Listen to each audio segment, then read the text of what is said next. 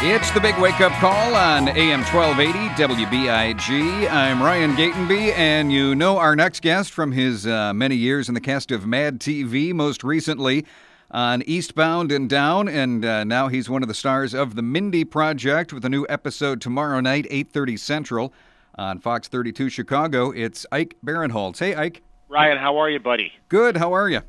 Good. Good to be back on Chicago, man. The best. Yeah, how long has it been since you've been able to spend time here? I was actually in for the Chicago Improv Festival. Oh, nice. Yeah, last April, man. Greatest city in the world, right? I'm not going to argue.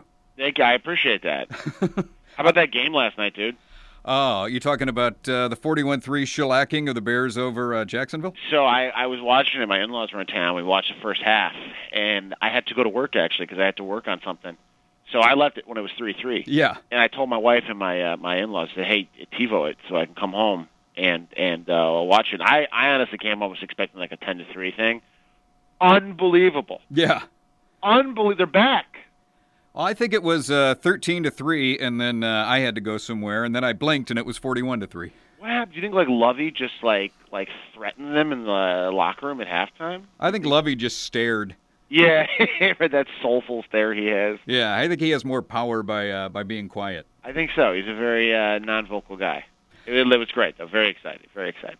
So, Ike, most recently we saw you as like that weird Russian dude with one of the best TV mullets of all time. Yes, Ivan Dutchenkov. He was the rival to Kenny Powers.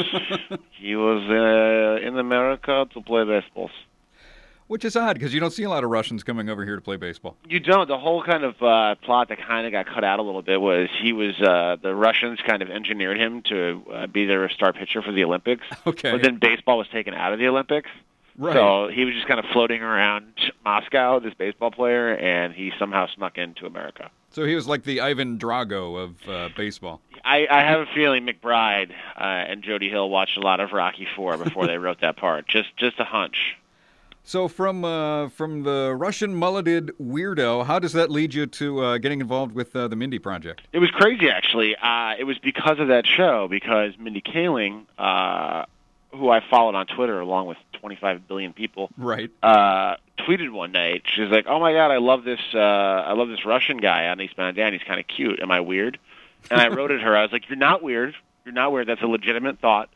And we just kind of developed like a Twitter friendship, and off of that, I signed on to her show as a writer, and like right away, she's like, "Hey, I want you to be on the show. You have to play this part. I wrote this part for you," and it's been kind of awesome. She's kind of my hero.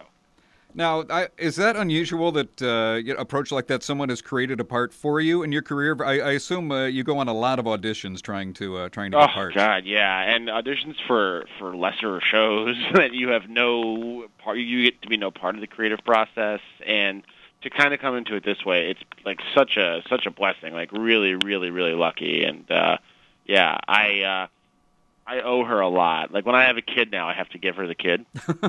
Which I'm fine with. I don't mind. Hey, she'll raise him right.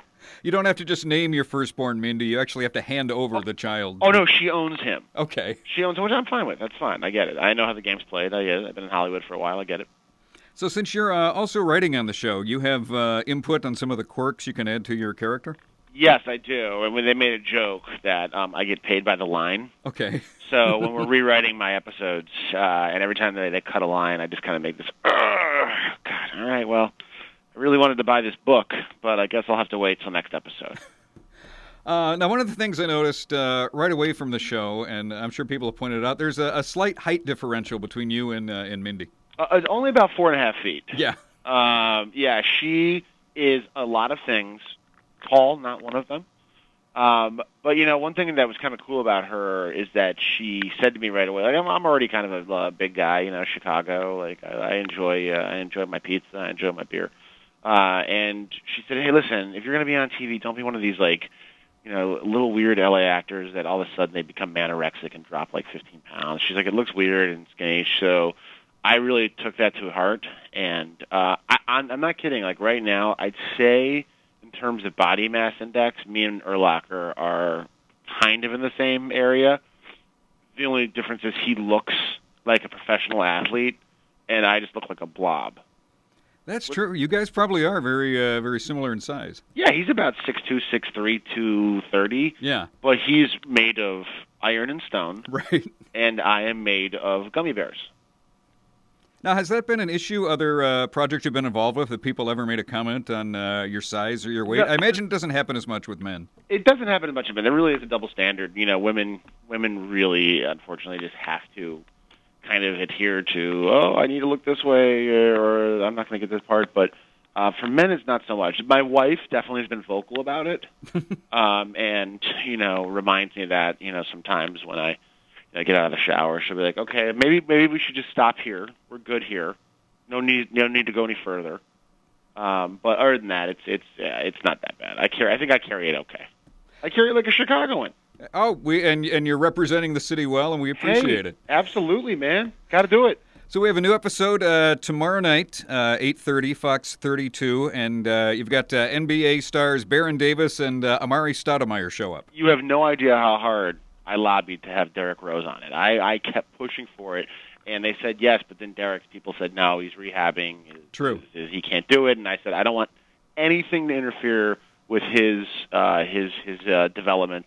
But yeah, it's a really, really fun episode, and I really encourage people, if you haven't watched the show yet, watch it tomorrow night. You will love it. You will be one of those shows that you work into your weekly rotation. And it's not just a girl show. Like, there's definitely, like, all my guy friends call me, like, I thought it was like a girl show, but it's not. It's like a guy's show with a female lead. It's the Mindy Project tomorrow night, Fox 32. Ike, congratulations on the show. We look forward to seeing how fat your character can get. And come back and talk Bears anytime. Absolutely. Go Bears. I love it. Super Bowl, Super Bears. Bears. Thanks, Ike. See you, bud. The Big Wake-Up Call. I cannot stand that simultaneous yammering that you do. I crave it. I hate it. AM 1280, WBIG.